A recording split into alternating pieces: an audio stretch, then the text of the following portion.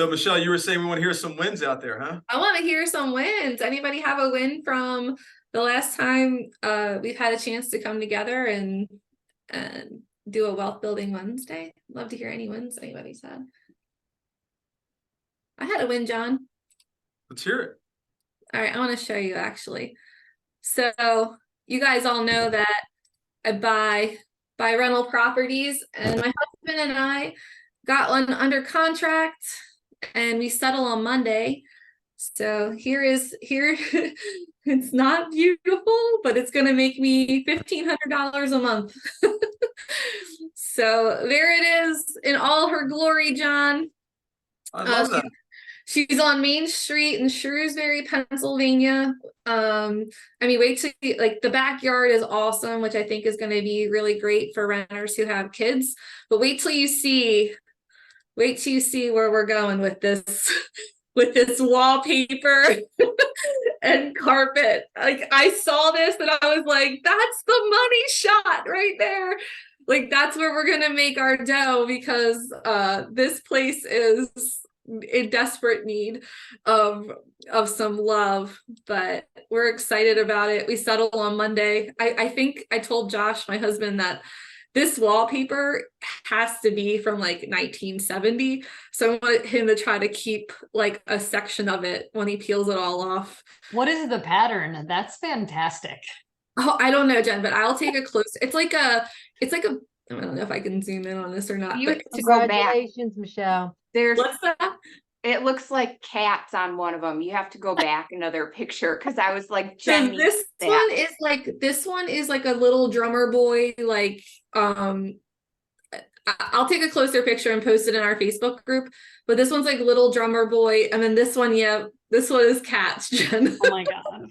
Yes. So there you have it. But I think I love, like, the bathroom has been recently updated. So it's a juxtaposition of a house, but when it's fully done and we've got all the things going, it'll be $1,500 in passive income every month off that bad boy. So there you have it. The beauty of buying rental properties.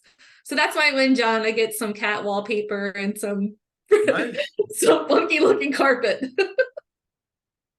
Yeah. So, I guess I shared a little bit, but my win was, we flipped the house with the team, and, the team member, instead of giving the property to a customer, he looked at for his family first, said he didn't have the cash. We invested the cash, and he got, $21,000. That doesn't include any commissions, within 4 months, from the purchase to the rehab and the flip. And it just shows you that you really don't need cash. You need just to be out there hunting and looking for opportunity, and you'll find the cash. So, and then me as the investor, I won too, right? I made $62,000 and got all my money back in 4 months. Not a bad deal. It's a pretty good return, sir. Pretty So, good return. Just keep an eye, always keep an eye out. Always. I think, to your point, John, I think that, the market is tough right now, but there are still deals out there. And this one, the one that we just got under contract, it hit the market on a Saturday morning. My husband and I actually were going to an auction of another property. And then on the way home, we were like, let's just go by and stop in and check in this one and see it. And we saw it. The guy with the listing agent was like, listen, I've already got multiple offers of people who didn't even look at the house. And we put an offer in, and we're still going to make a very decent return on it. I think that what kept us in a position to really win is that we were able to go in all cash this time. And so I think that, setting ourselves up that way really helped to secure it. And we'll figure out financing and stuff on the other end of it, to make sure that we have, put ourselves in a good situation. But I think that that's part of the deal, right? We got to put ourselves in situations where we can win. What I heard you say is you acted. Quickly. You didn't stay stagnant, you acted. I was like, Josh, go get this one. Like, go get, like, we were like at the kitchen table, literally like an hour later, writing the offer and getting it in. And so we'll close on Monday. I'm excited. It'll be nice to get another one in our portfolio. Awesome. All right, we want to get to the good stuff or what? Yeah, Daniel Del Real, how are you, sir? Fantastic. I'm super excited to be here with you all. So I've known of your guys' operations and had multiple conversations with John in the last 5-6 years, and I know he has an amazing group of people that are doing amazing things in real estate. So anytime I could share some time with 50 of your best, it's a good day. Well, we're so happy that you're here. You've had a little bit of success on your own as a top realtor and as someone who is really committed to putting yourself in situations where you're doing your own type of wealth building. And so you have some thoughts for us today that you're going to share. So I'm going to turn the Zoom over to you, Mr. Del Real, and let you take us from here. All right, cool. Well, this is exciting. So hopefully what my goal today is to give you another perspective, and the best way to do it is almost in story form. So that way you could come out of this with some practical and tactical things to take away from it, right? And so it's a talk that I gave to the Real Estate Rock Stars podcast in their conference on stage, and I got a lot of good feedback from it. And every time I do it, I feel that it hits a chord with certain people when it comes down to separating the motivation part of it to actually implementation, which is kind of one of the most important things right now. Is we just lack. We don't lack motivation. We just lack the ability to implement and actually get things done. And everybody's on this call because in a way they want to build wealth in real estate. Now, how many of the people on the call are they all sales in sales? Are they team leads, or do we have a combination of both? Yeah, a combination of both. So you've got market center leadership and you've got real estate sales associates on the call. Oh, perfect. So I think this is going to be it's going to be tailored for you all. So I'll start with a little bit about myself too. And really the reason why I want to do that is because I want to do what society does to you, which is the highlight reel of Instagram. Like you hear somebody speak on, hey, look, I've accomplished all these other things. Yeah, that's great. But like, how did you do that? Right. And sometimes you have this end result product, but you're like, okay, tell me how you started. Like, because I might be 5 years or 10 years from where you're at. Like, I get it. And I love the fact that you're doing an amazing job now, but show me how it was that you got there. And so I want to start with that, a little bit about myself. We'll go through some of the things that I've done. And then I want to introduce you to a concept. And as you guys go into building your goals, and if you're in the real estate industry, your year ends in about 30 days. So you should have your goals done. And I wouldn't even say goals. I would eliminate the goal conversation, a word, and just say your commitments. Like, what commitments do you have to yourself for 2024? And are you willing to put the work in? So as you go in and close out the end of the year, which ends up being at the November, you should be prepped to have your goals and implement some of those activities in December to lead into January and February. So what this is going to be more of is like, okay, how should you do those goals, and hope that you have a different perspective or a view on the goal building process, and really just empower yourself in designing the life that you really want.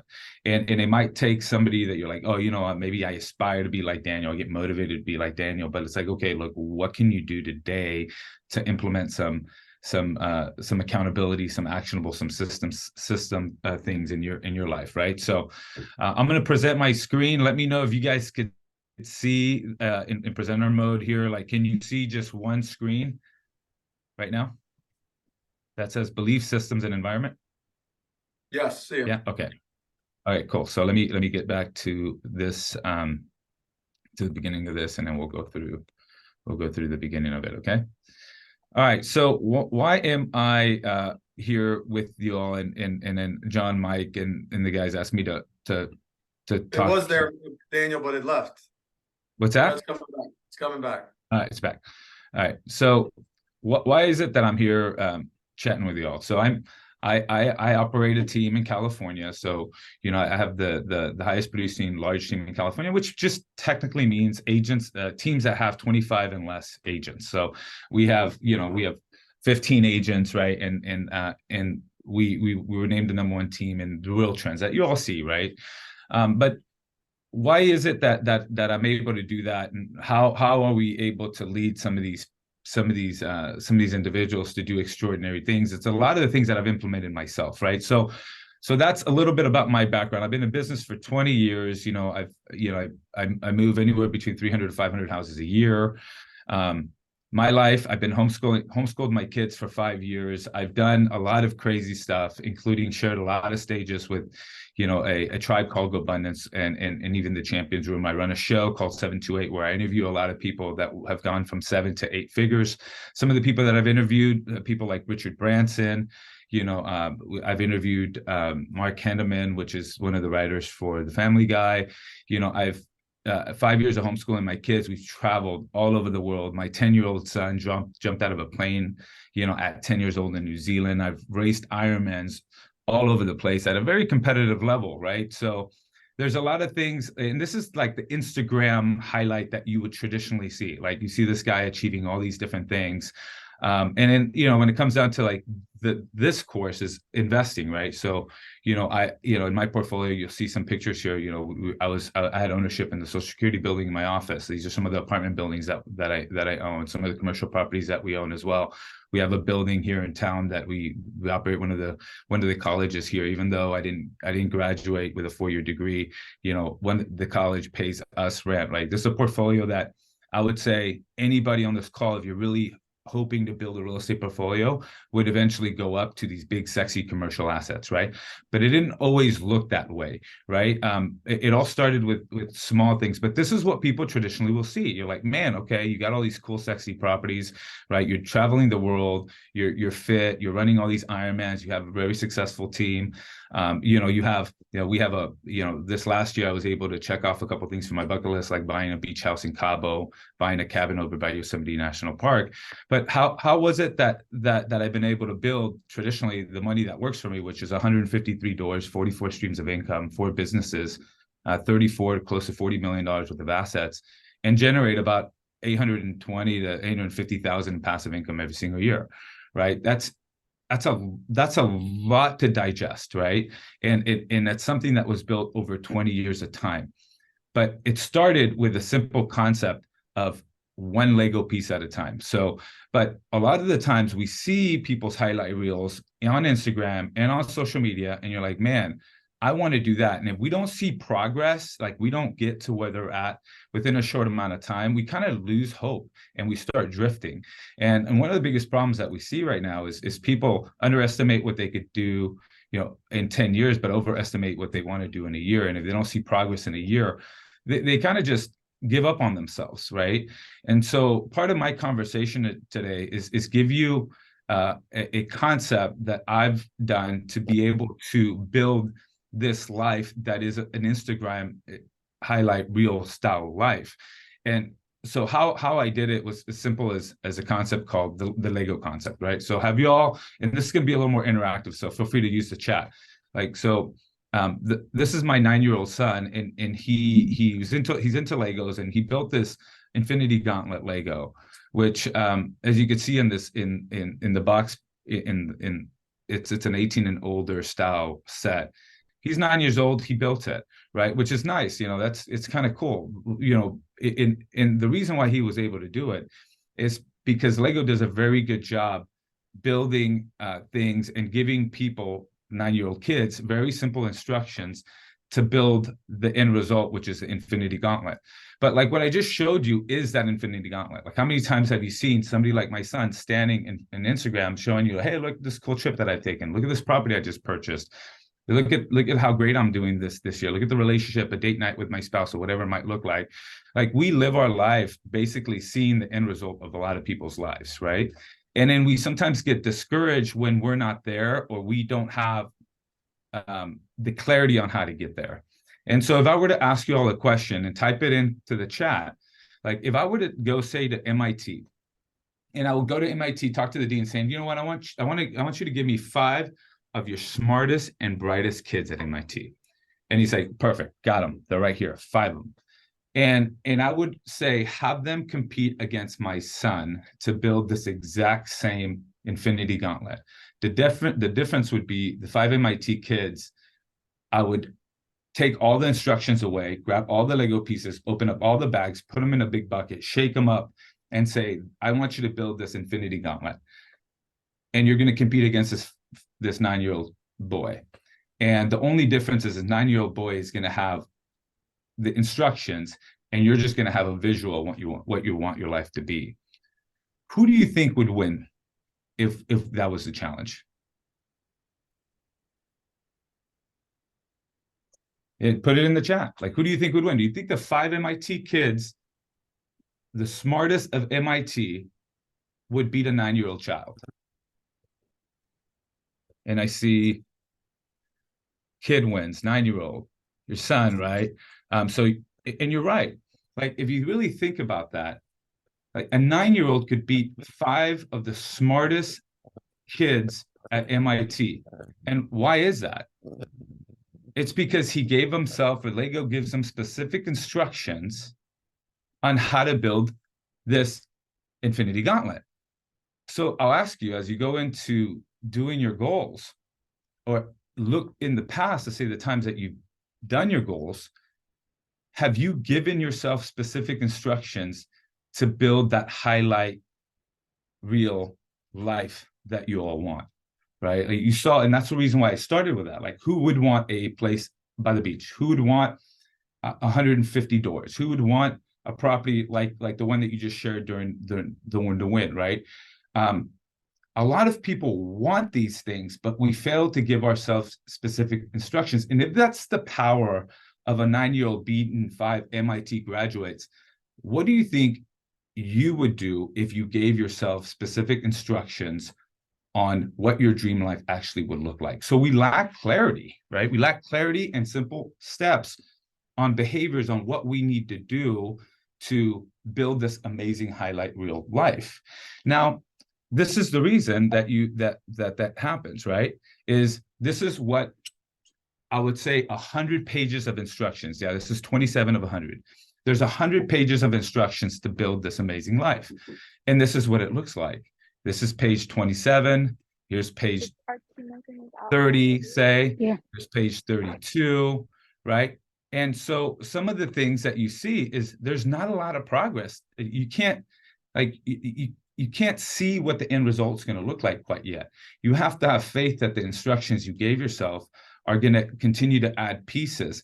And every once in a while, you go and open up bag number 2, and it might introduce a new color, and it energizes you again, saying, oh, cool, I'm putting some gold pieces on, right? And every once in a while, my son would have one of his buddies come in and help him, right? That's if you share your vision, hey, this is what I'm building. These are the clear instructions that I have. You want to help me? And then some people will come along and actually help you. Now, as you kind of go through this, some of the things that we forget is, number one, if you want that highlight style life, like if you want to run marathons, if you want to run an Ironman, if you want to build a really big real estate portfolio, if you want financial independence, assembly is required, right? And we all know that. We all know that sometimes the thing that we're most looking for, the thing is really like the thing we're running away from, right? It takes work to put some of these pieces together of this amazing life. And we tend to get discouraged when we don't see progress. And as you see, something as simple as the Lego set and clear instructions is, we'll say, well, man, I'm on page 30 and I just saw somebody with their infinity gauntlet done. I get discouraged because I'm not done with mine yet. And the reason why that is because you don't have clear instructions on what the next piece is for you. When you're dealing with Legos, they do have page 31, 32, 33, 34. And your goal is to say, okay, this is what I'm building. This is the amazing life I'm building. I'm going to have faith and continue to put pieces together. And every once in a while, I'll open up a new bag and I get re-excited again. But a lot of people get discouraged because progress is small, right? We're like, man, I did not accomplish what I wanted to accomplish this year. We overestimated what we could accomplish this year.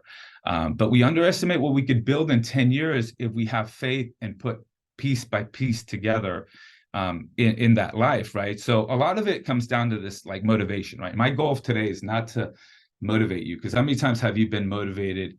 It's like drinking, you know, like this guy right here, like water from a fire hose. What happens? Like you end up and you're still thirsty as heck, right? Somebody just comes in and just diarrhea's on you, and you're like, okay, I'm super motivated, but like, what's next? So my goal is to give.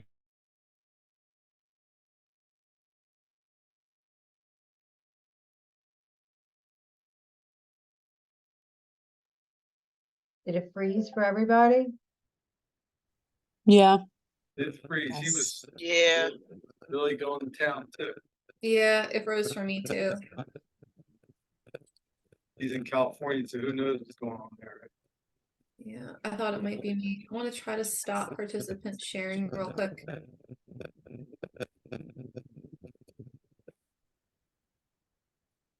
Okay, so.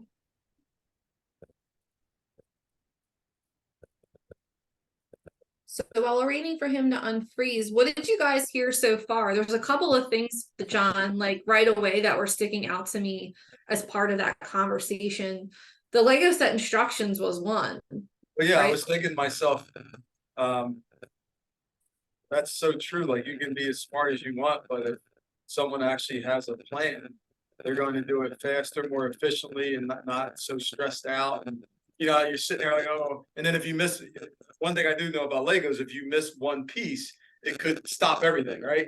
So if you think about investing, like you could be off with something you did, and it could cost you. I mean, that's why a lot of people stop investing, because they made a mistake, you know, or they had a bad contractor or whatever. So all this was running through my mind when he said it. I was like, oh my God, I wish I did have a plan when I was doing this stuff. Right. Right. What did you guys hear so far while we're waiting for Daniel to hop back on? That, you know, it takes time. Yeah. You know, you're building it piece by piece. It doesn't happen overnight. Yep.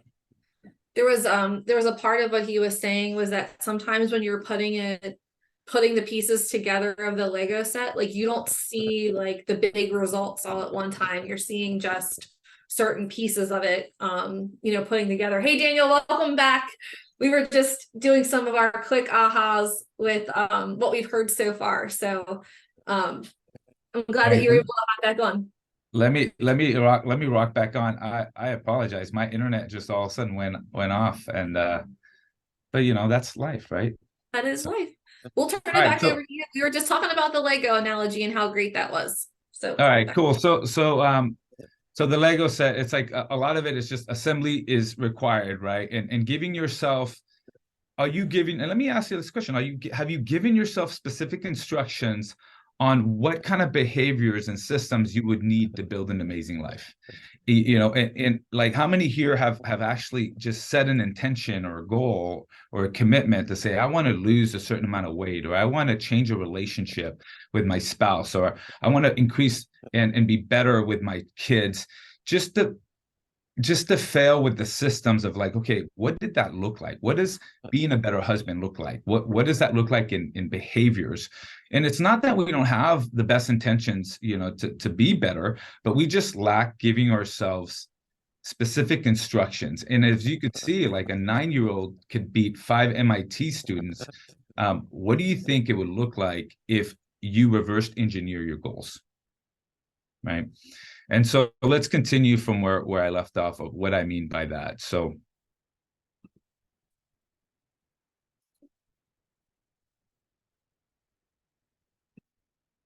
all right. So a lot of if we have some team leads here, if we have some, you know, I know you all are in the real estate industry, right? So, you know, some of the things that you'll have to go through is we talk about the 4 C's, which is something that Dan Sullivan really talks about in strategic coaching. Is saying, number one, the first step that you have to do is you have to commit to do this big life, right? You say, okay, let's draw out what this looks like. I need to have a commitment, saying I'm committing to do these activities. And then traditionally, where people fail is step number 2 is courage, right? It's like, it's scary to do these new things. It's scary to do this budget. It's scary to buy a property, like literally like the one Michelle talked about with all the crazy, the crazy wallpaper and all this other stuff, right? But what happens when Michelle does that is she commits, she faces her fear, she earns her courage, she takes down a property like this. And the reason why she was able to do that is because she earned her courage probably years ago on her first property. And she realized what she was capable of. Once you realize what you're capable of, you're like, oh, shoot, dang, I could do more of these. And now what Michelle's doing is she's taking herself to capacity. How many of these can I do? Time and finances are going to be big, but there's going to be a point that Michelle's going to say, okay, I'm going to have to chase the next 4 C's. And it might be when she sells a portion of a portfolio and she buys these bigger properties. Again, she has to commit to that bigger life, give herself specific instructions, face fear, earn courage, get her capability, and then find out, okay, what's my capacity there? That's what I did. I went in California, we had almost 80 doors. And in 2017, I felt like I was at capacity. My time was, I was struggling trying to keep all these things together. And I eventually sold half the assets and moved into sexier commercial assets. And I had to go through these 4 C's again. So I say this and I bring this up because fear is something that you cannot outsource, right? So if you're a team leader, you're like, what fear are you running away from, right? So as a team leader, I did this as I, went from 1 to 25 transactions, 25 to 50. My first hire with an assistant, I had to go and face my fear, get my courage. And now what's my capability with this assistant? What's my capacity with this? And then again, I had to say, when we brought in another agent, the first agent, now somebody relies on you. Again, you had to commit to the next level of life, give yourself instructions, face that fear, earn that courage, and continue to grow your capacity. And if you're a solo agent and you're doing maybe 20, 30 sides a year, maybe you're at that genius and you're at capacity and you want something more, it's most likely because you haven't really committed to that next level for yourself, right? And it's traditionally because you're running away from that fear of saying, well, what if it doesn't work? Well, what if you don't try and you never really learn what you're really capable of, taking your business to 50, 60, 70 transactions? So as a team lead, I've had to go through this 6 or 7 times. I just went through this a few years ago as I got myself out of production. I was in this genius and I again committed to the next best version of myself, faced fear, got my courage, found what my new capability is, which I'm finding right now. And we're saying, okay, what's my capacity here? Can we serve 1,000 families a year, right?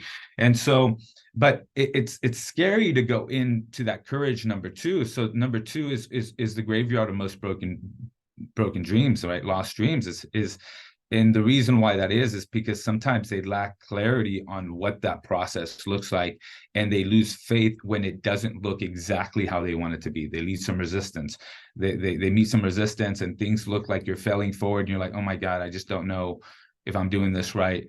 And then they just decide not to do it, right? So part of growth is you're going to go through these things a lot. Even if you're buying an investment property, your initial might be, hey, my first investment property. But once you do that, you learn really what your capability is and what your capacity is there. So I wanted to talk about that because I want you to think about that as you're building your goals is, what are you running away from, right? And traditionally what you're seeking is on the other side of that fear. And you run away from that fear because you lack clarity, not because you're not motivated, not because you don't want it. It's just the fact that you just don't have enough clarity on what steps you have to do, or you're unwilling to do those things, right? So let's go to the next one here, which is how many of you all have done goals? I'm sure a majority of you all here, if you're on this call, it's because you've done some form of goals. But traditionally, like when you do goals, you're like, well, I've also done this a lot. Like how many of you set an intention or a goal just after a month or 2, you're like, okay, it wasn't that important, right? It might have been something simple like a health one. I want to go to the gym. And then after a week or 2, you start seeing those gym memberships drop down, right? And a lot of that has to do with the systems, right? We really don't rise to the level of our goals and our intentions. We fall to the level of the systems. And when you start seeing, okay, what was the disconnect? It's a lot of it is it's system based, right? And again, what is a system? A system is specific instructions on what to do to meet that end result goal, right? So what kind of instructions are you giving yourself to meet those goals? Like, what does that look like when you're talking about, your outcome-based goals versus identity-based goals, right? This is something right out of James Clear's book. It's like, look, we focus too much on an outcome-based goal. Like I want to lose 20 pounds. I want to sell 30 houses. I want to save $10,000. I want to become a better husband and things like that. And they look like this. They look at like I want to do 30 transactions. I want to lose 20 pounds. I want to read 2 books. I want to run a marathon. I want to spend some more time with the family. I want to read the Bible, say I want to save 10,000. I want to invest 5,000, right?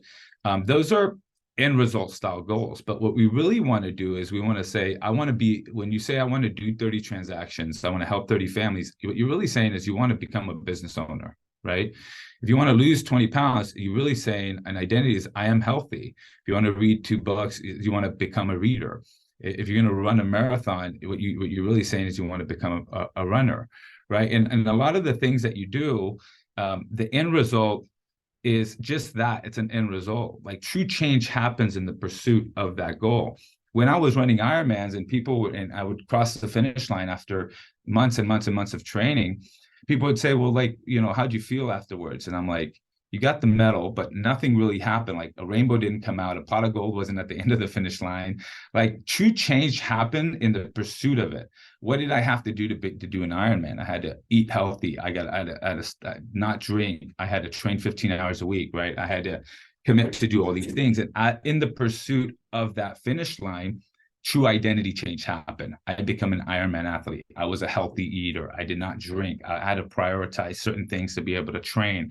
That's really what we're looking for. And so, but what we lack is just making them small and bite size. So an example would be, if we're on a wealth building call, would be, okay, if somebody's commitment or goal would be to buy an investment property, I would have these conversations with some of my sales team, and they're like, I want to buy a property, and a year later, I still want to buy that property. A year later, I still want to buy that property, and they haven't really done anything with it. So what does specific instruction look like when you have a outcome-based goal, and what kind of behaviors do you need to have that identity of an investor? So the goal might be buy an investment property, but the behaviors on your goals should be broken down with specific instructions like this. Create a savings plan by a certain date. One-on-one meeting with my significant other every 30 days, right? Save $2,000 a month. 2 hours of MLS searches weekly. Investor meetup monthly. Lunch with my investor, with an investor monthly. Read 4 investment books. Interview 3 property managers. Run ROI sheets on 2 properties every week. Spend 1 hour of podcasts weekly on investments. Join an investment mastermind. Identify and commit to an accountability partner, right? So if you do all these things, and at the end of the year, you don't buy an investment property, you haven't lost, right? It's like if an opportunity comes, you've taken the steps to be able to execute on that because you broke them down to behavior style goals. You now have that identity. I'm an investor. I save monthly. I meet with my spouse monthly. I'm digesting these things. And so a lot of the times we want to buy an investment property, but we fail to do all the little dominoes ahead of that. And I think Gary Keller talks about the domino effect, right? Is you take the small dominoes to knock down these big dominoes. And it's a lot easier to knock down those big dominoes if you set all these small dominoes ahead of it. So as you go through building your goals, I really want you to look at identity-based goals. The Thanos gauntlet, the Infinity Gauntlet, the glove, right? Or the highlight reel that I showed you at the beginning. It all started with simple steps to truly change my identity. I wasn't an Ironman. I became one in pursuit of it, right? And really, if you're looking at being, another example would be, I want to be a better husband. Well, that's a great intention, right? But do my actions match my prayer? What do my actions look like? What does it look like to be a better husband? Is it dinners with the wife, right? Is it one-on-one conversations? Is it putting the phone down at a certain time during meals? Is it a trip away with her? Is it reading a book together? Is it watching a show together? Is it running together, exercising together? What does it look like to be a better husband? And what happens is you never really cross that finish line. It's never like, okay, tomorrow, next year, this year, I'm going to be that great husband. It gets validated in return by your spouse, right? And the same thing happens when you're dealing with your kids. Like everybody here, is never really ready to be challenged, right?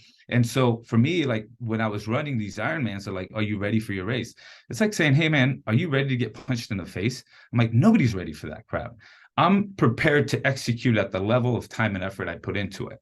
And so I asked you that as well, like when it comes down to identity-based goals with your spouse, like, are you ever ready to be challenged with your relationships, right? Like, what happens if, you know, you're at a conference and you're having a couple drinks and then the opposite sex comes in and starts, you know, flirting with you? It's like, well, you're going to respond to the level of preparation that you put in your relationship. How much time did you spend with your spouse? Did you connect with them? Did you talk to them? Did you pray with them? Did you have dinners? Did you invest in that relationship? And those behaviors, do they match, you know, the challenge? And you'll realize that sometimes when people fail, is because they failed to do the behaviors to really become that better husband, right? Really become healthier and really change their identity. And slowly, as you change your identity, everything changes. We like to set these end result goals, but we forget to give ourselves specific instructions like this on what kind of behaviors do I need to have every single day, every single week, every single month in the pursuit of that. And if the end result comes in and I buy an investment property this year, fantastic. And if not, I still won because I did all these things. I'm prepared for an opportunity to come, right? Instead of failing to prepare. So I really want you guys to look at that as you're planning through your goals in the next 30 days. And I want you to look at it more as like a cockpit, right? Where you'll start seeing, you'll take 10 goals and you might have 10 sub behavior goals, right? So you're looking at 100 different things that you have to do. And so, you know, the reason why I have this picture of an airplane cockpit is because it might look overwhelming like this. But when you look at these goals, what you're looking at is really, okay, am I out of alignment with the behaviors that I set forward at the beginning of the year to meet who I want to be, right? So am I honoring the person that I want to be, or am I honoring the person who I was in the past? And so if you think of an aircraft, a pilot doesn't really have to fly it, right? It flies on autopilot. These things land on GPS. The only thing that the pilot does really need to do is take off, right? What are you doing to take off? And those are the behaviors. And as you're off and you're set to your trajectory of your ideal life, that infinity gauntlet, the life that you envision, you start looking at your goals and your behaviors every single week to say, am I out of alignment? And that's what these pilots are doing. They're looking to see, is there a flash here? Is something going on here? And at that point, they pay attention and say, okay, why is it that I am running away from this? Or they might do a course correction. They might say, you know what, I thought this was important to me. There's a little more headwinds here. We're going to turn the plane and go this way, right? And so, but being aware of the things that you have to do every single day and having that real-time feedback is going to be one of the most important things. But the story of the pilot would be, look, you might start doing things on autopilot every single week, like things that, because you gave yourself clarity of vision and you're doing the behaviors behind it. But the most important thing is you actually have to get out of bed and start doing some things, right? It's taking action, implementing, and the things that you don't implement is because you lack clarity on what those behaviors are to buy that investment property. Now, what does that look like for me? So these are the goals that I put together. So this is a sheet that I could share with your group as well. I'm not sure if you guys have one as well, but usually it's based on investment, family, spiritual stuff, physical, and this is some of the stuff we see at GoBundance. But really, what it is, it's very behavior based, right? Saying, okay, what does it look like to be a better husband? How many times do I have to do this? And then start tracking it. And so when you see a highlight reel like my life, you start seeing like, this is 10 years of my goals. This is that flight plan that I've had. So whenever somebody says, well, I know exactly where I'm going to be in 10 years. I have a very good idea what my end result is going to be. And I'm going to execute it at the level of my ability to give myself instructions on what that person is going to be and what kind of behaviors I need to have, and my ability to be accountable to myself. And so whenever you see that highlight reel, it's easy to see that, but like, how did I do that? It's because I gave myself specific instructions every single year, and I saw it and I put it in front of me every single year. So as you go through, it's like, okay, well, where do people fail on this whole process? It's the power of accountability, right? What does your tribe look like? The biggest and most important investment is going to be in yourself, taking enough time, carve it out to give yourself specific instructions. The second biggest investment is in your environment. Like, just the fact that you guys are here is important. You've shared and you've carved out some time because this is important for you. Now, somebody in this room can be your accountability person. I recommend that you find somebody that you could share these things with you to hold you accountable, because it's whenever you're looking at the biggest killer of also of some of these dreams is drifting. And so the Association for Talent Development did this research, and they actually came out with these numbers. And they said, look, if you have an idea or a goal, like if you put a goal down on paper, you have an idea what you want to do, there's a 10% likelihood you're going to complete that goal. I don't know about you, but I want more than a 10% right chance to meet my goals. If you make a conscious decision on when you will do it by, make them time bound, there's a 25% chance. If you decided when you will do it, right, an actual like time, and then you commit to it, say, okay, I'm gonna do it by this date, there's a 40% chance.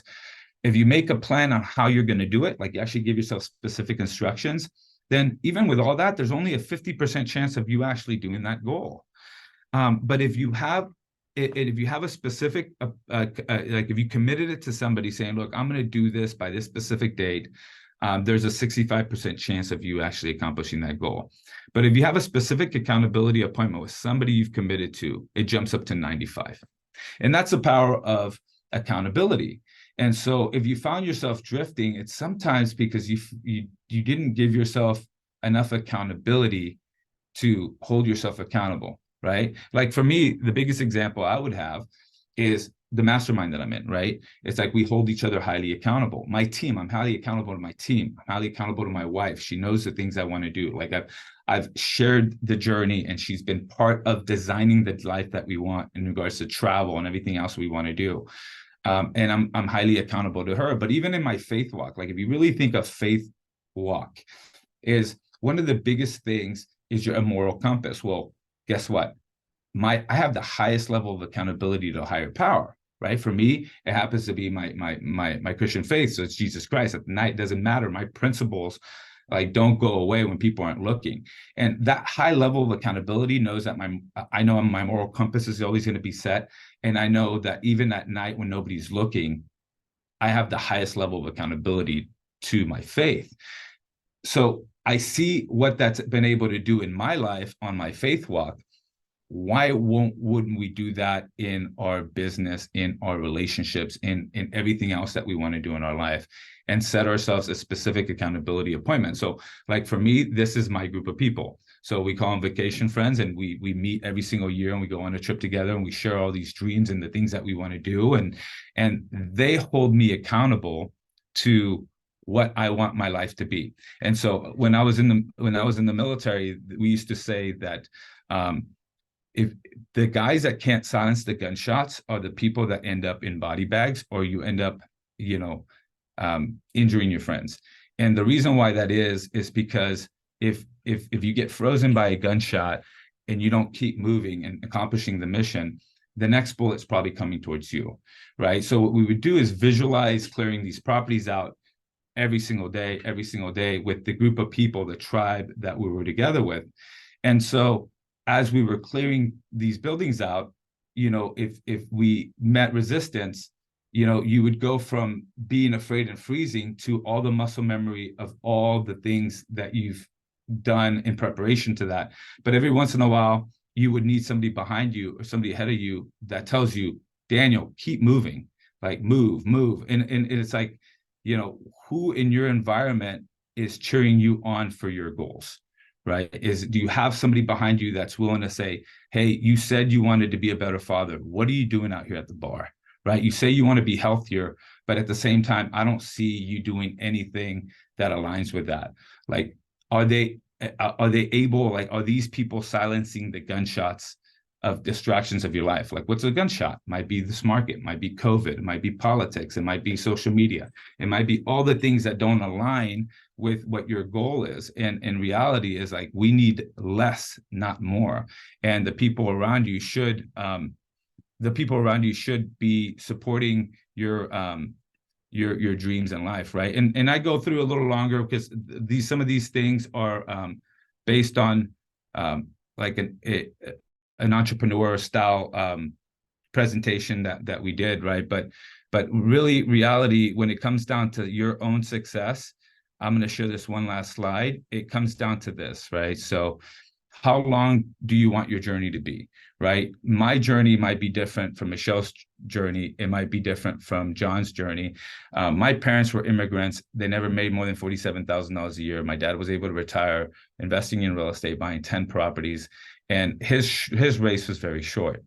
My race is much longer, much more complicated, right? So what is your journey like, right? Knowing your burn rate, knowing exactly where you want to go, and not being pressured to make somebody else's goals your goals, right? But you have full control of what you're going to be building.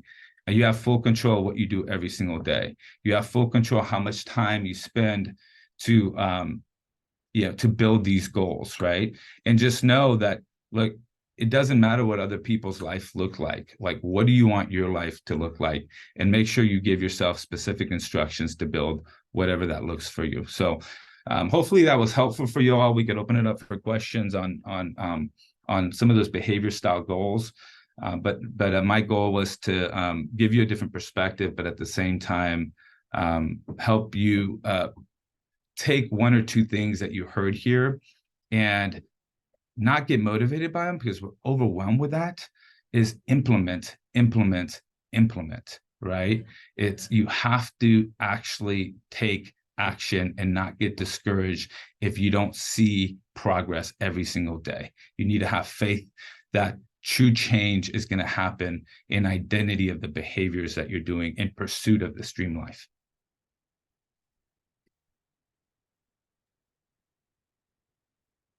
Wow. I don't know about you guys, my brain is blown, and I'm blown away by a couple of the things that you said, Daniel. I want to get us started while we're waiting for people to, we recorded it, and Daniel, with your permission, I'd love to be able to share out the recording, because I know there's pieces that people want to hear again and re-listen to. So I want to get us started while we're waiting for people to formulate their questions. That very last part that you said, how long do you want your journey to be? And what do you want your life to look like? And you said, your parents' journey, your dad's journey was a little bit shorter than yours, but he was able to retire with 10 investment properties, and yours is a little bit more complicated and a little bit longer, and that's okay. So can you expand upon that just a little bit, or give additional thoughts on that? Because I think that there's so much beauty in what you said, and the fact that I think so many times people can get caught up in the race, or caught up in, I have to do these goals because this is what the next part of this goal is, or this is where I should go, or this is what people think I should do. How have you centered yourself around being satisfied with what your own dreams are? And I don't know if I'm saying this the right way, but I hope you're getting the essence of like what I'm trying to ask you. No, I am. And when there's lack of clarity, there's confusion, right? And so whenever you actually have clarity of what you're going to be doing, then it allows you to silence anything that is not serving to that. Right. So that's what my dad had. He had clarity on where he was going. Like for me too, I had clarity on where I was going. But at the same time, I also knew that lifestyle creep was a big deal. Right. And the biggest thing that you need to do is look at yourself in the mirror and say, okay, what's my burn rate today? What does my race look like today? One of the things that I did is put myself on a salary like 12 years ago to see if I could live on a certain income, right? And I controlled that burn rate. And I had to deny myself a lot. Like they say, a person's wealth is measured by his ability to go without. Well, it's hard to deny yourself whenever there's all this pressure of things that you should be doing. Buy that nice car, buy that nice purse, take that vacation because everybody else is doing that. But you know what? When you have clarity and purpose and you have specific instructions on what to do, it empowers you to silence all the noise that doesn't align with that. And that's what my dad did. He really figured out what he wanted, and he just didn't care what anybody else thought. And I do a lot of the same. I love that. I want to make sure that everybody else who might have some questions has a chance to do so. I hope that that was valuable. John, do you have any questions or any thoughts that are going through you're ahead of A right a now? lot, I obviously, my family, we didn't have a lot either. And I think my dad's lack of knowledge really hurt him in terms of being able to make life easier for him. And what I heard you say is kind of for me is that what I did do is I learned from it, which I think you learned from your dad. And I think we pass it on to generations. I mine is more for children because I know you're in the Go Abundance and Fan Abundance. Have you been able to kind of change the cycle in your conversation with your children, and what's that look like? Yeah, so here's one of the things that I learned from immigrant parents, right? My parents never had an education that was past the second, third grade. They didn't teach me a lot academically, but I caught a lot from my parents in action. And that's the thing that I think I'll take from this is like we get tied up on giving our kids all these lessons, right? In voice. But if we don't actually get in the plane and fly and they don't see us taking off and having that clarity, how do we expect our kids to do something that we're not willing to do ourselves? And I guarantee your kids are going to catch more from you than they would ever learn from you when you speak. And so that's something for me that I'm very conscious of making sure that my kids are seeing me chase fear, right? My kids are constantly seeing dad grow. They're seeing dad read go through his journal. They're seeing me do and design a specific life and wake up every single morning in pursuit of that. They're seeing dad fail forward, right? And that's something that I had the gift of being from an immigrant family, because I saw my parents do more that taught me some of the lessons that even today I'm reading in books saying, man, I'm so lucky that I had a front row seat to that kind of action. And that's something that I want everybody to take from this. It's like, look, we don't lack motivation. We lack clarity and systems. Like if you want to contact your clients, if you want a referral base, if you want all this other stuff and you can't, and you haven't been able to do that, well, what kind of systems do you have? Like, what's your CRM look like? Okay, once you have a CRM, what is keeping in touch with your clients look like? So I have, the average, if you take the average per our agent, we're doing about 25 to 30 transactions per agent. And it's not because everybody's amazing. I'm not hiring amazing people. We're hiring normal people, but putting systems behind it and making everybody extraordinary because of those systems, right? They come in, they put a client into the database, they just close, and they know exactly what's going to happen. Client event every year. They're going to get our magazines every two weeks. They're going to get our client gifting every quarter. They're going to get our CMA reports, our Bivity CRM reports every other week. There's going to be Popeyes. There's going to be end of year cards. There's no way we're going to fail in connecting with those clients because we have solid systems. Yeah, that it's funny you say that because you let me off the hook because I might not do it as much, but I think I act it, and it shows because my kids will say something like, I see how you treat mommy, so I know how I should be treated, like my older daughters, or I see like them asking about business wars because they know I always listen to it in the car. So they'll say, hey, you're not playing business wars today. So like, they're catching on because I'm doing it, or if I'm reading a book, they're like, well, what's the book this month or whatever. I never got that experience, but I'm doing the things and they're watching me do it, as opposed to me maybe having a lesson plan. Like you said, I'm just doing the things and they're just watching me do it. Well, I'll share one more thing for you, because a lot of the things that when I take my team through this, I usually go through it's a limited belief exercise. I want them to get so intimate with all their limited beliefs. I want them to become like, when you think, I was a law enforcement, so we were trained that if you had a perp that might be dangerous, you want to get very close so you could control that person if something does come up. Most people naturally want to be further away, which is actually more dangerous to them. You figure that out. Like, you have to be close to somebody that's dangerous so you could control them more instead of being away. Naturally, you just want to be far away from it. Most people don't want to deal with their limited beliefs or their stories or their generational curses. They run away from them. Well, we always say, let's get very intimate with them and start wiring behaviors to offset those, right? And so that's something that I think is super important, because a lot of the stuff, even in the military, or if anybody's had like a traumatic experience, or like sometimes it's even victim mentalities where like, man, I haven't been able to do this because I'm not that kind of person, right? The story I'm telling myself is X, Y, or Z. What I'm seeing is they're using that trauma or that identity that somebody else gave them as a residence instead of using it as a reference point.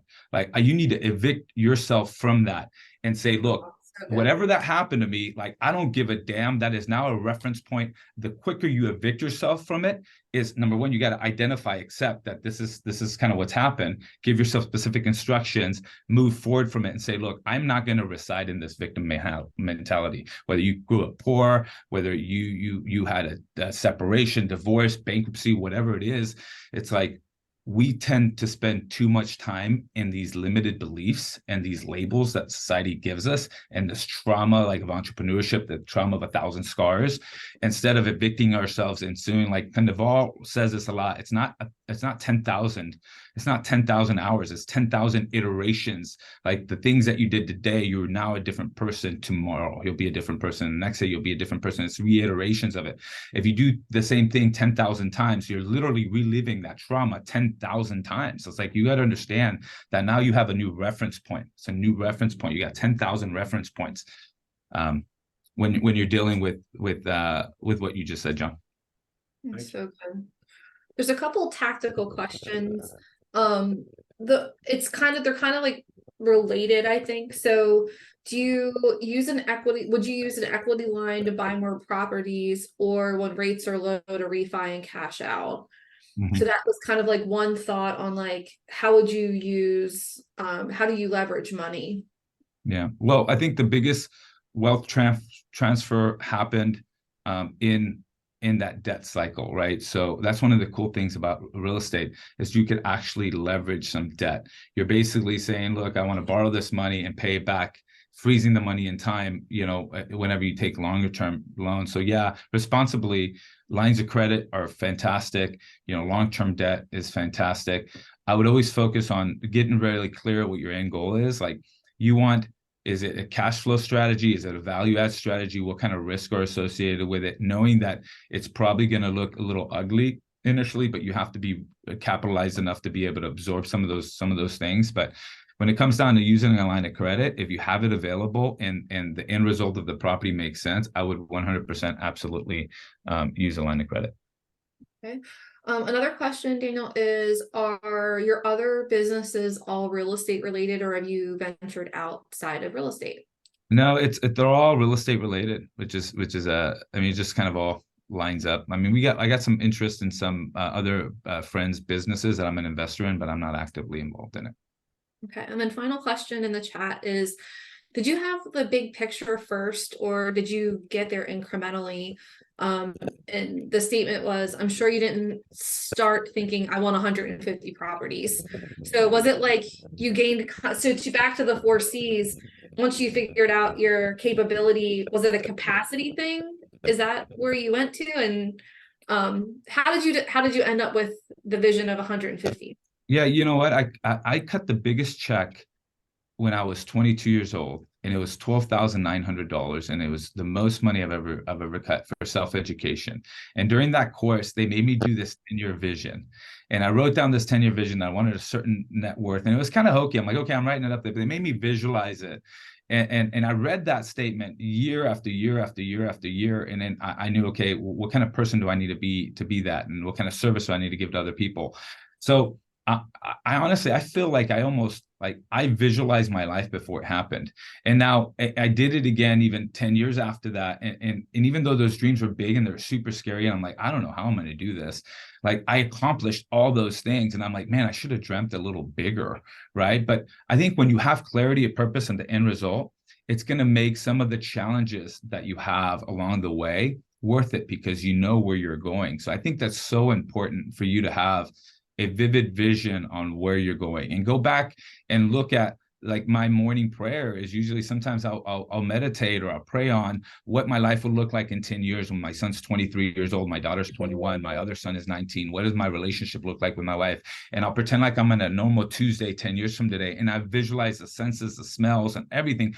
I want to get very intimate with that life, because some of the challenges that I'm going to have today, I'm going to need to draw on my future.